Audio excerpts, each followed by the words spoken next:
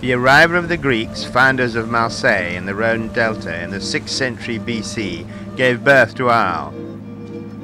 In 46 BC, with the colonization of the city by Caesar's legion, it became Roman.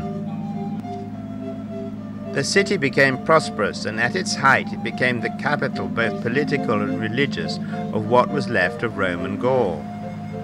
The glorious past remains in lots of famous monuments, amongst which is the Roman theatre, which accommodates 10,000, and the arena, which is larger than the one at Nîmes.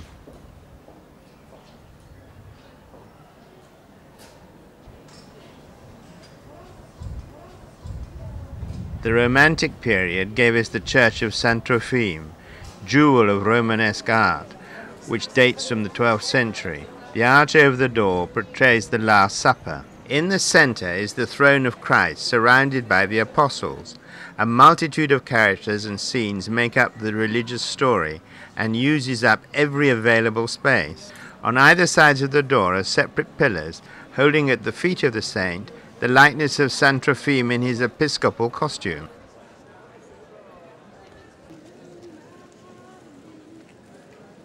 On the walls of the large private houses and the more modest dwellings, light and shadow produce mixed colors like an artist's palette. It is this density of light and colors which seduced Van Gogh. Nearly 300 canvases and drawings were produced by the painter while he was in Arles.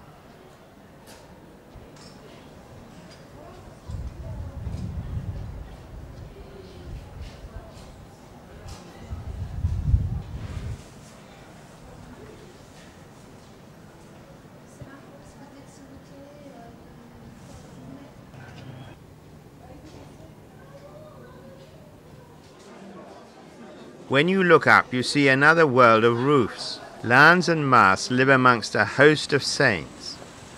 Further on, the statue of Saint Jacques de Compostella reminds us that pilgrims pass this way on their journey to the tomb of the Apostle in Spain.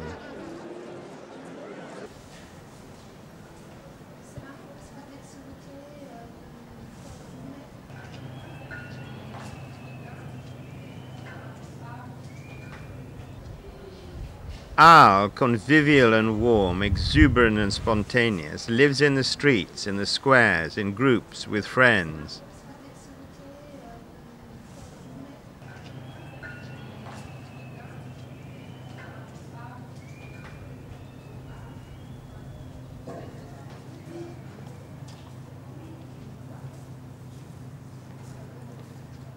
Tradition is very important in the life of the Arlesian.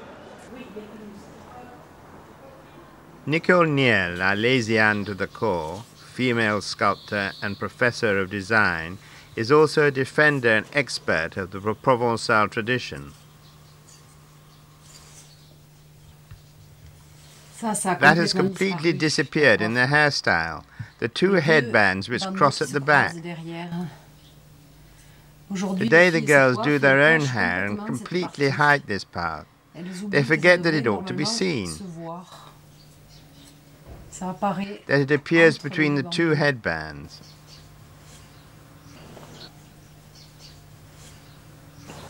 This is a wig which is going to show how an Arlesian does her hair. So you have here, I know it's a bit surrealist, but you have a demonstration of the movement to put the hair into the form of this headband, which gives this twist, and which is first fixed by a comb, and that gives the hairstyle.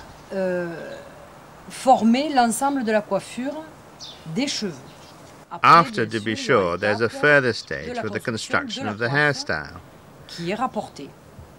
To begin with, the hair is parted in the middle, from front to back, and twisted. De l'avant jusque sur l'arrière de la nuque, et les cheveux qui sont pris en torsade et tournés vers l'avant. Voilà, là vous avez le déroulement complet du geste. And that is the second stage. There, the second stage is a little more advanced because you see the hair has been assembled on either side of the comb, which is now hidden at the back. Qui est maintenant caché avec le croisement à l'arrière by the crossing over the headbands. Le tout, we call that the twisted headband. The whole thing is held in place by hairpins in a special way, and then we cover the comb with lace, which is called the over hairstyle, which when it's done, the hairdo will be finished. But it's an ancient hairstyle. It's a hairstyle that owes its origins to the middle of the 18th century. It wasn't like that at the beginning. And little by little it evolved, and it is said that it fixed its present look like that at the end of the 19th century. In 1900, women had their hair dressed like that, and we have kept the style alive with the Arlesian ladies. So that serves as a reference when we wear the costume today. This is the third stage. This time we put on the Arlesian ribbon, which is a very well-known part of the Arlesian hairdo. It's a velvet made on a satin base. It's a silk velvet. The velvet is a cut velvet. They don't make them anymore. These are the last that exist, ribbons that were woven perhaps at the beginning of the century or perhaps at the end of the 19th century. The ribbon is placed in a special way. So we start by unrolling it around the hair, which we saw just now, and we pick it up under the hair, and then you put in special pins in a particular way in order to get the desired result. For the moment, the ribbon is left open to show how it is put inside. This is the fourth stage. That is one way of fixing the ribbon. There are several others. Here the ribbon is turned down, and now it is held here by a little pin which finishes the whole hairdo. There are other ways of placing the ribbon, which is a bit open here. It's a question of individual choice, which follows the profile of the wearer, and you can choose the length of this part, called the guidon, which can be shorter or longer, or at an angle, or whatever you like. And in fact, it's very important as far as the height of the hair. The little hairs at the front, the height of the hairband, held up by this little pin. You see, all these details allow the Arlesian, depending on her face, to find a hairstyle that suits her very well. And the way the ribbon is placed enhances the beauty of her face. It's not that all the hairstyles are stereotyped, and that all the women are coiffured in the same way. Not at all. All have the same construction, but each woman tries to cultivate her personality, to look for ways to improve it. That's the goal. But it's not possible to have the costumes without the hairstyle. Ah, no. Neither one nor the other. Neither in one sense nor the other. But today it's true that if you wear the costume, if you wear the hairstyle, and you have long hair, it's a whole because it's truly very traditional. There are two very important things. On one side is folklore, which does its thing like folklores all over the world, everywhere. And then there is traditional culture as lived by the people, or the costumes which pass from mother to daughter, the jewels, the ribbons, which are the elements which form part of the family, and which carries on, and it has absolutely nothing to do with folklore, absolutely nothing. There are women who wear their costumes 1 or 2 times a year, that's all. But they wear them every year. It's really something important, that's almost a ritual. And I think it's well worth preserving. But what reason do they have for dressing like that? There's a large part of coquetry, I think, which is why lots of young girls dress like that today. The way of dressing today sometimes perhaps frustrates them. And that the Arlesian costume is a costume for a princess. It's a special costume. So it's an occasion to become another woman for a day. D'entrer dans un autre personnage, d'être une autre femme, pour un jour. There are an enormous number of young girls who wear the costumes. Il y a énormément de jeunes filles toutes petites qui portent le costume. Et generally, when they wear it first, they are 4 or 5 or 6 or 7 years old. 7 ans. Elles voient les grandes qui sont they see the grown-ups in all their finery, and they want to be big, and they want to wear the costume and the ribbon. Avec le ruban. They don't have the right to wear the ribbon until they are 14 or 15 years old. On the other hand, it's a ritual, the drawing up of the hair. They have a hairstyle which is called the tie hairstyle, and this style is used by a little girl until she becomes a woman. At that moment, she wears a ribbon.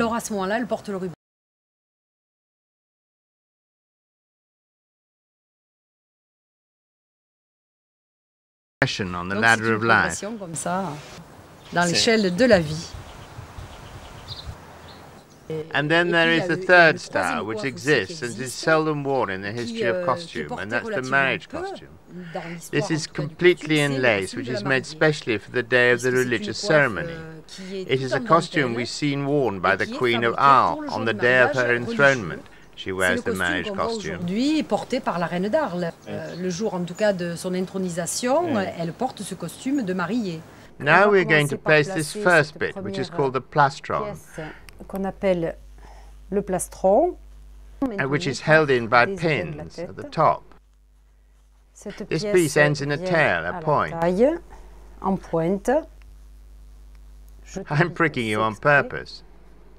I'm going to place the inset either side, making sure that round the neck the inset is not too far back, nor too close to the neck. The positioning of the inset is going to determine the height of what I call the bénitier. And this is what gives the very elegant head carriage of the Arlesian woman.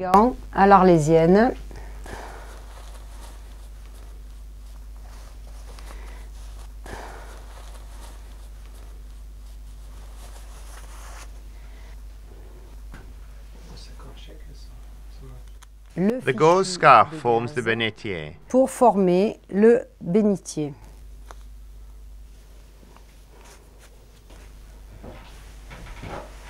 I do this by resetting the folds and by sliding my fingers delicately between the folds of the gauze and offsetting the first fold of the lathe. It's truly a sculpture.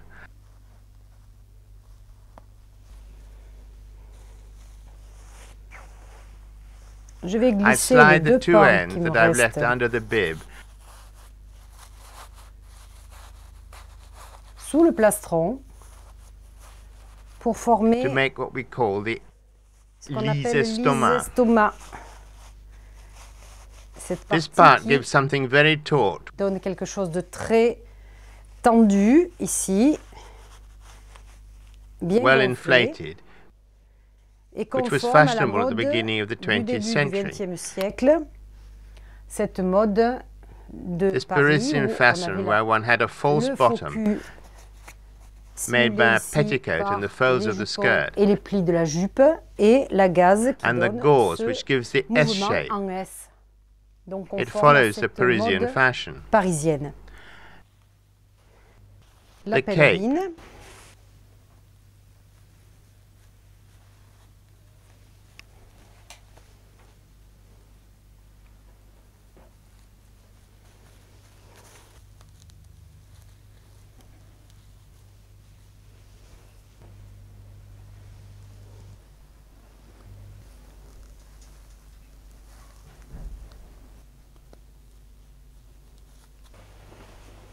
I'm making the pad here. Faire la pelote. The pad finishes the arrangement round the waist. À la taille, que ce soit pour la pèlerine, both for the cape and the scarf. Le fichu. It's this last element which is famous in the evolution of this costume. So I've dressed Sophie with the exception of the headdress. It's brilliant. It's necessary always to begin with the hair. A single element. The lace is crossed at the front. Dentelle doit venir se croiser à l'avant. Je suis obligée de former le and I have to make a knot above the hair et d'ajuster en faisant and slide the lace to the front. À l'avant. The lace is kept in place at the back by brass wire, and this brass wire keeps the lace in the vertical axis that we want. Maintient évidemment les dentelles dans l'axe vertical qu'on a voulu leur donner.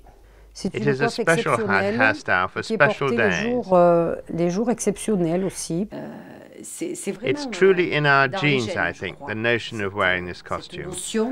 De porter le costume. On le porte we wear it on the inside. Une tenue qu'on enfile. It's not a costume that will disappear. It is a costume which is constructed, which is patiently constructed, and which has an architecture which is perhaps disastrous if badly done, but which is the summit of art if it's done with tradition and good faith. That's to say, giving equal weight to the personality of the woman, her body, and the way she holds herself, and something which is very important, this thing which grows inside oneself, the costume. De l'intérieur, le costume.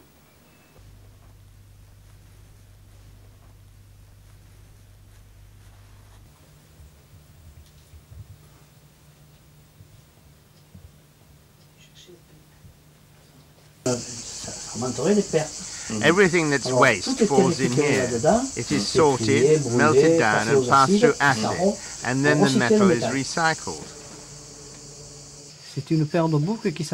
This is a pair of earrings which are called the sleepers. In the week, people very often wear just the earring, like this, and keep them on when they sleep. That's why they're called the sleepers.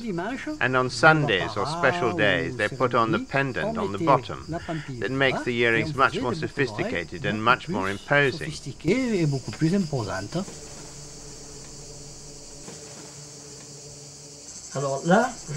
I start by outlining this piece.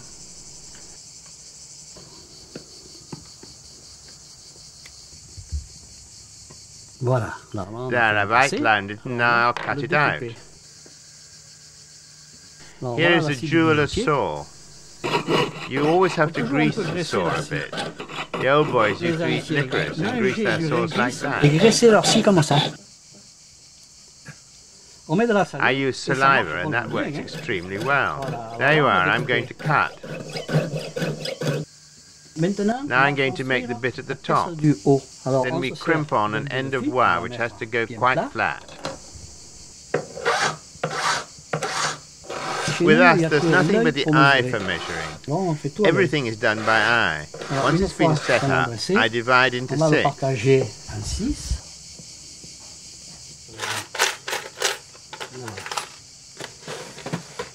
I shall cut the slots. You see, once they are cut, we can start.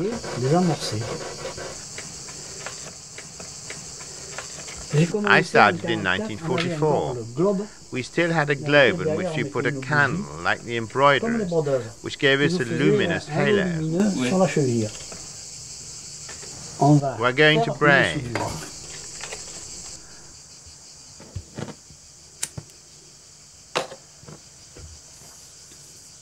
A bottle of oxygen.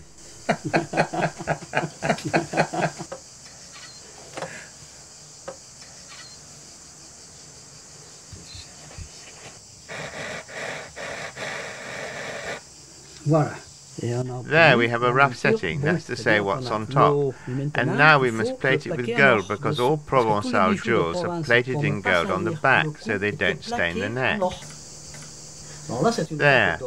That's a gold plate. It's rough, blackened by the heat, by gas. Now we shall start braiding. We put little strips of silver around the edge.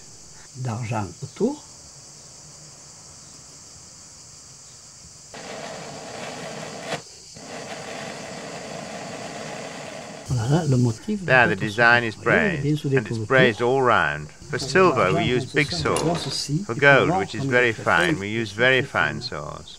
There you have to cut right round it.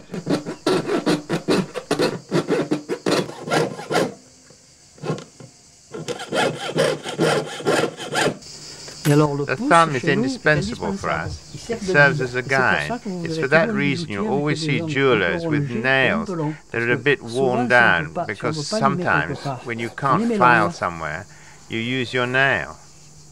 To make a pair of earrings which resemble each other, you have to keep one pair around so you can make the other. If you do one without the other, you don't have the same hand.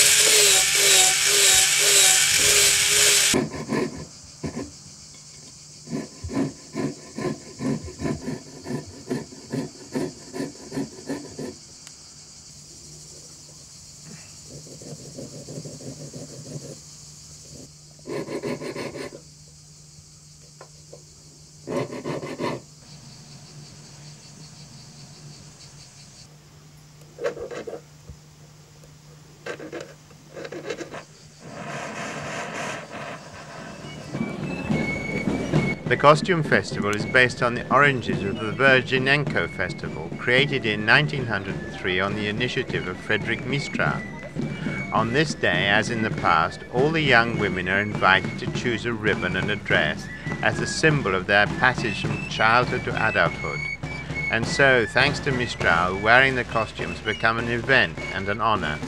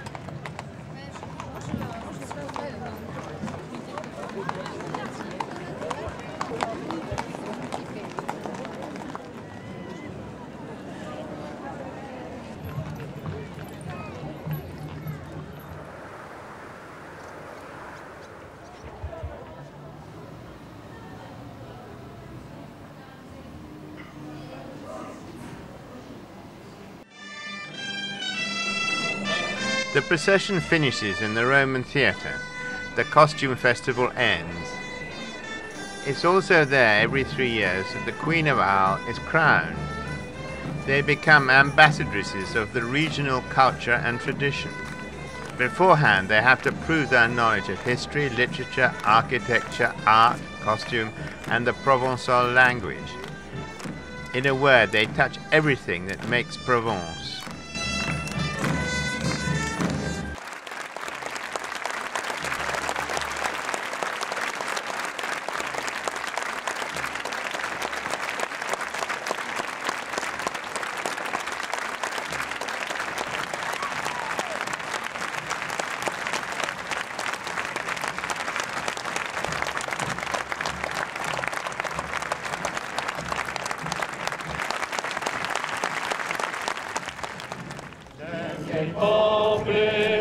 The show finishes. In the Roman theatre, the hymn of Provence, La Cupo Santo, starts up once more.